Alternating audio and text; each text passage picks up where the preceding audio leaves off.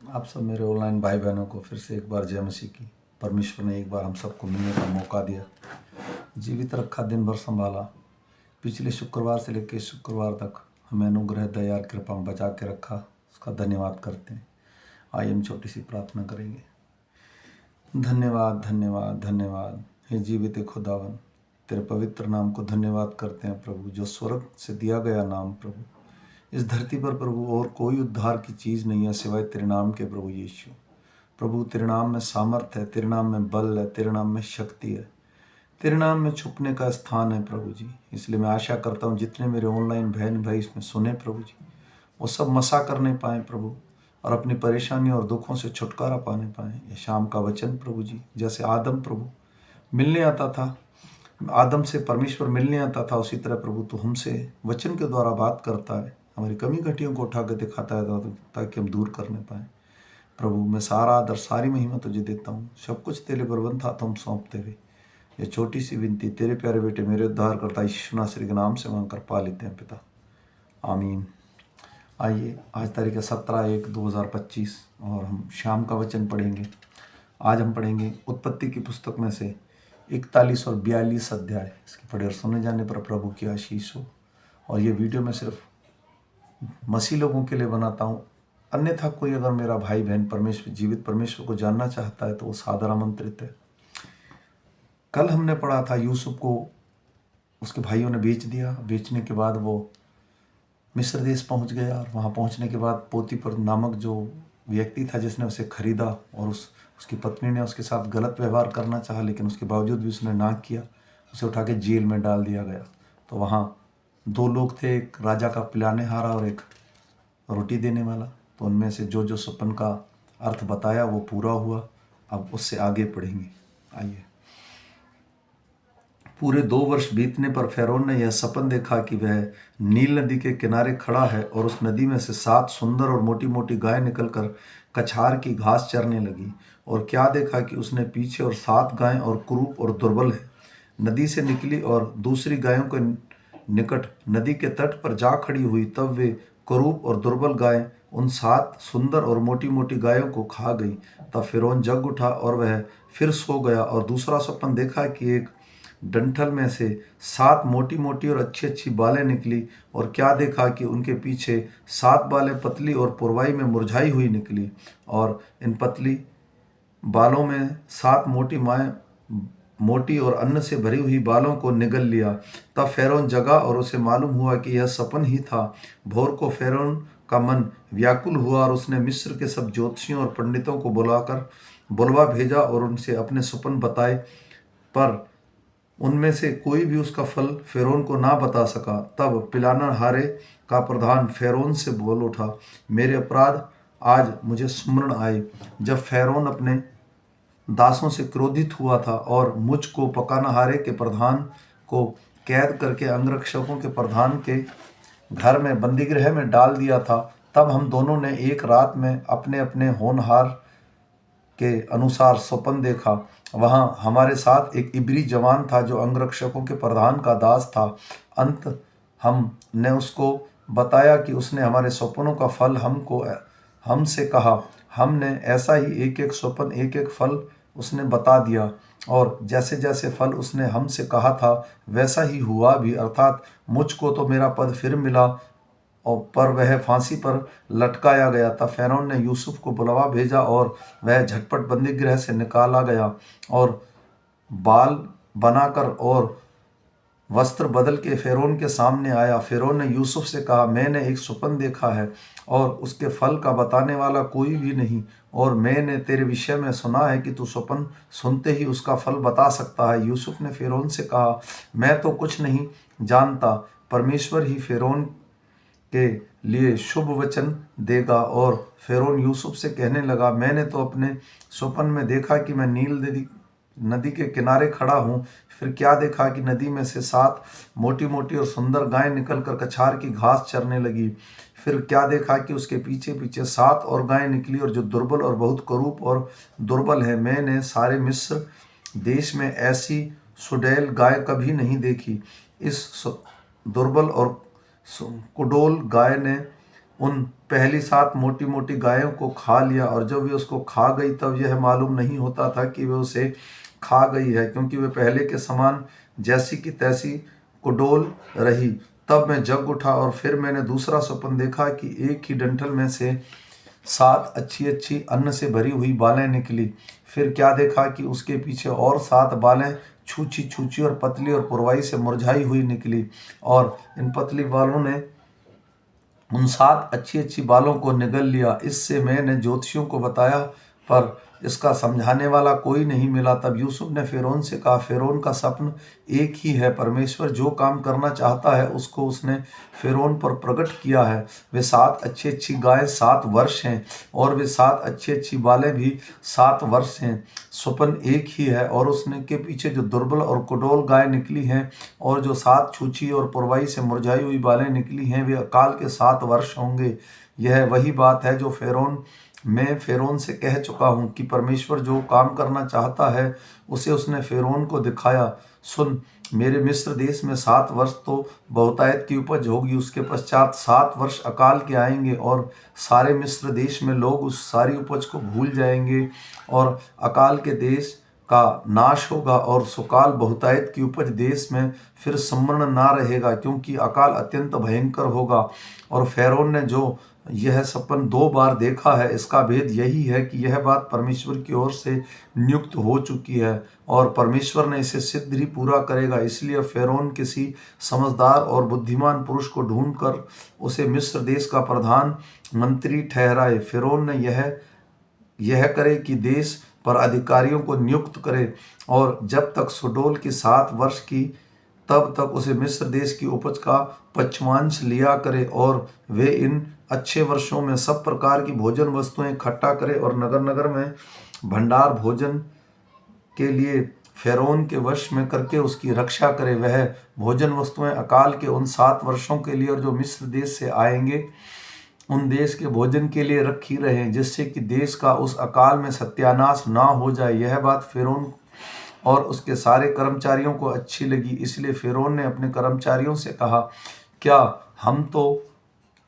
हमको ऐसा पुरुष जैसा यह है जिसमें परमेश्वर का आत्मा रहता है मिल सकता है? फिर फिरौन ने यूसुफ से कहा, परमेश्वर ने जो तुझे इतना ज्ञान दिया है, तेरे तुल्य कोई समझदार और बुद्धिमान नहीं है। इस कारण तू मेरे घर का अधिकारी होगा, और तेरी आज्ञा के अनुसार मेरी प्रजा चलेगी। केवल राजगद्दी के विषय में तुझसे बड़ा ठहरूंगा। और फिरौन ने यूसुफ से कहा, सुन, मैं तुझको मिस्र के सारे देश के ऊपर अधिकारी ठहराऊंगा।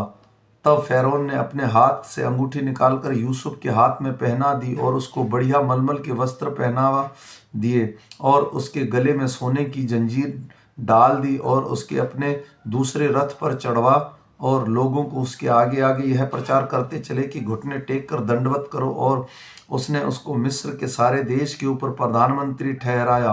फिर फिरौन ने यूसुफ से कहा, फिरौन तो मैं हूँ, पर सारे मिस्र देश में कोई भी तेरी आज्ञा के बिना हाथ पांव ना हिलाएगा। तब फिरौन ने यूसुफ का नाम सप्तनत पानेह रखा, और ओन नगर के याजक पोतीपेर की बेटी असनत से उसका विवाह कर दिया। और यूसुफ सारे मिस्र देश का दौरा करने लगा। जब यूसुफ मिस्र के सारे फिरौन के सम्मुख खड़ा हुआ, तब वह 30 वर्ष का था। वह फिरौन के सम्मुख से निकलकर सारे मिस्र देश को में दौरा करने लगा। सुकाल के 7 वर्षों में भूमि बहुतायत से अन्न उपजाती रही, और यूसुफ ने उन 7 वर्षों में सब प्रकार की भोजन वस्तुएं मिस्र देश में रहते थे जमा करके नगरों में रखता गया, और एक एक नगर के चारों ओर के खेतों की भोजन वस्तुओं को उसी नगर में इकट्ठा करता गया। इस प्रकार यूसुफ ने अन्न को समुद्र के बालों के किनकों के समान अत्यंत बहुतायत से राशि राशि करके रखा, और यहाँ तक कि उसने उसका गिनना छोड़ दिया, क्योंकि वे असंख्य हो गई।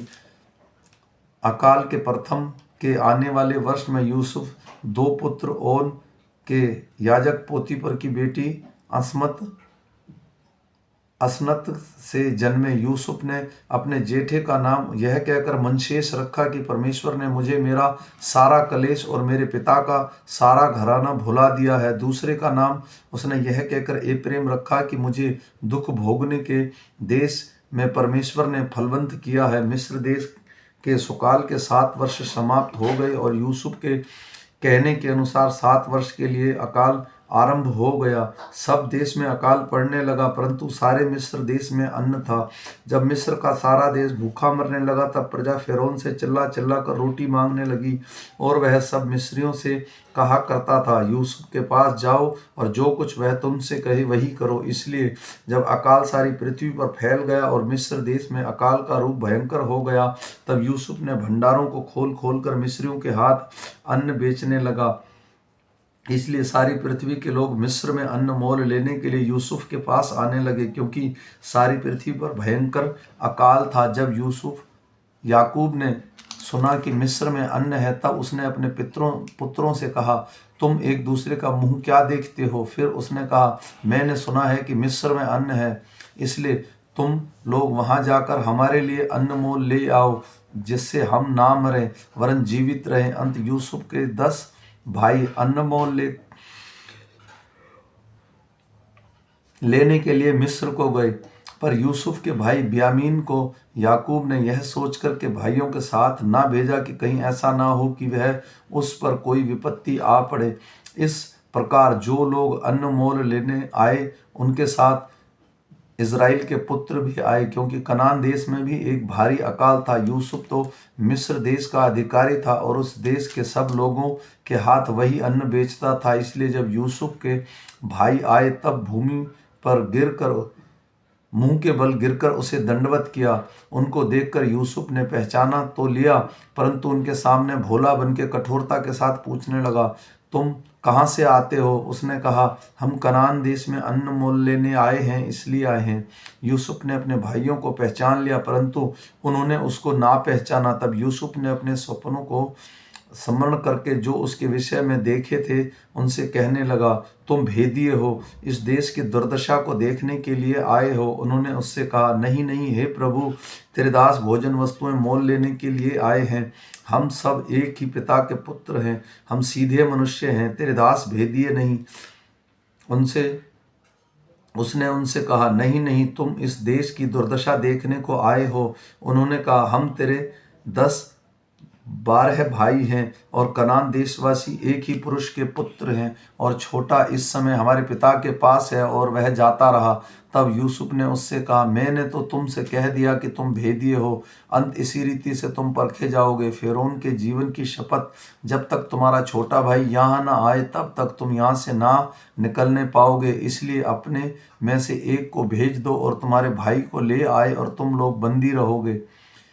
इस प्रकार तुम्हारी बातें परखी जाएंगी कि तुमने सच्चाई की है या नहीं। यदि सच्चे ना ठहरे तो फिरौन के जीवन की शपथ तुम निश्चय ही भेदिए समझे जाओगे।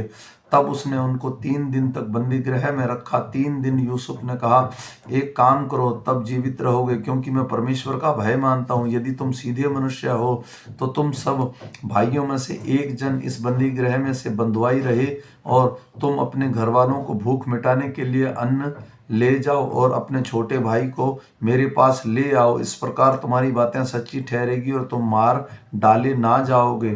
तब उन्होंने वैसा ही किया। उन्होंने आपस में कहा, निस्संदेह हम अपने भाई के विषय में दोषी हैं, क्योंकि जब उसने हमसे गिड़गिड़ाकर विनती की, तब भी हमने यह देखकर कि उसका जीवन कैसे संकट में पड़ा है, उसकी ना सुनी। इस कारण हम भी अब इस संकट में पड़े हैं। रूबेन ने उससे कहा, क्या मैंने तुमसे ना कहा था कि लड़के के अपराधी मत बनो?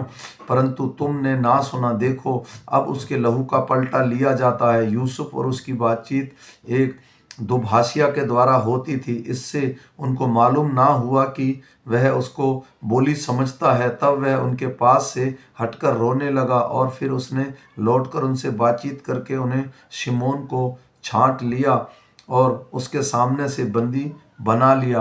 तब यूसुफ ने आज्ञा दी कि उनके बोरे में अन्न भरो और एक एक जन के बोरे में उसके रुपये भी रख दो, फिर उनको मार्ग के लिए भोजन दो। अंत उनके साथ ऐसा ही किया गया। तब वे अपने अन्न अपने गधे पर लाद कर वहां से चल दिए। सराय में जब वे उनके गधे के चारा देने के लिए अपना बोरा खोला, तब उन्होंने रुपया बोरे के मुंह पर रखा हुआ दिखलाई पड़ा।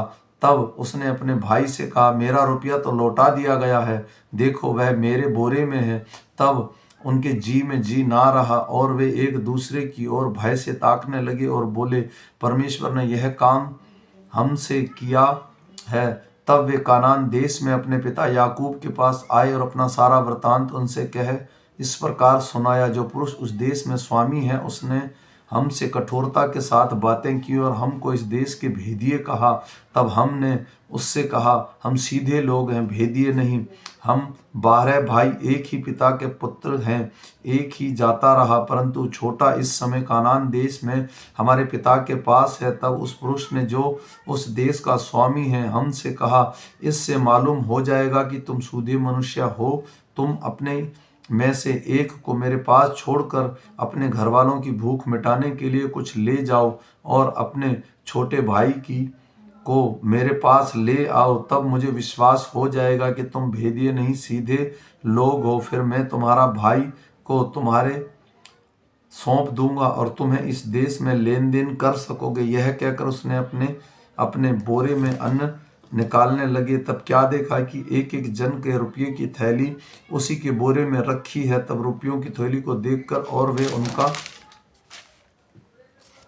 पिता बहुत डर गए। तब उनका पिता याकूब उनसे कहा, मुझको तुमने निर्वंश कर दिया। देखो, यूसुफ नहीं रहा और शिमोन भी नहीं आया और अब तुम बियामीन को भी ले जाना चाहते हो। ये सब विपत्तियां मेरे ऊपर आ पड़ी हैं। रूबेन ने अपनी पिता से कहा, यदि मैं उसको तेरे पास ना लाऊं तो मेरे दोनों पुत्रों को मार डालना। तू उसको मेरे हाथ सौंप दे, मैं उसे तेरे पास फिर पहुंचा दूंगा। उसने कहा, मेरा पुत्र तुम्हारे संग ना जाएगा, क्योंकि उसका भाई मर गया है और वह अकेला रह गया है। इसलिए जिस मार्ग में तुम जाओगे उसमें यदि उस पर कोई विपत्ति आ पड़ी तो तुम्हारे कारण मैं इस बुढ़ापे की अवस्था में शोक के साथ अर्धलोक में उतर जाऊंगा।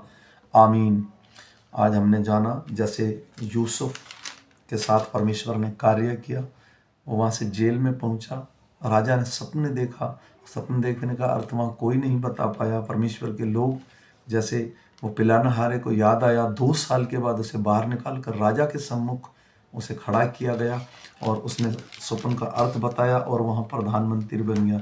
तो हमारा परमेश्वर इतनी सामर्थ्य रखता है, वो किसी को भी चंगा या उसको कुछ भी बनाने की शक्ति रखता है। तो मैं आशा करता हूँ कि ये वचन हमने सुना, इसको मनन करेंगे। फिर मिलेंगे सुबह के वचन के साथ। तब तक सबको जय मसीह।